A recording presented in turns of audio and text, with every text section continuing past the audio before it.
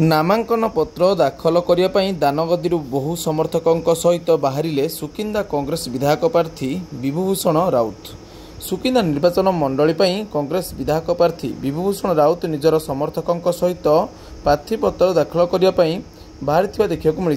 सुकिंदा निर्वाचन मंडलीर दानगदी कांग्रेस कार्यालय पाखर सोमवार दिवा 12 घटिका समय बाहरी निज दलर बहु लोक पाखर आशीर्वाद ग्रहण कर दानगदी 4 चकिया रैली रे समर्थकों सहित एक शोभायात्रा बाहरी निज शक्ति प्रदर्शन कर जाजपुर जिलापाल कार्यालय अभिमुखे बाहरी देखा मिली। से तांकर नामांकन पत्र जाजपुर जिलापाल कार्यालय रे दाखल करने शोभायात्रा बाहरी सूचना मिली।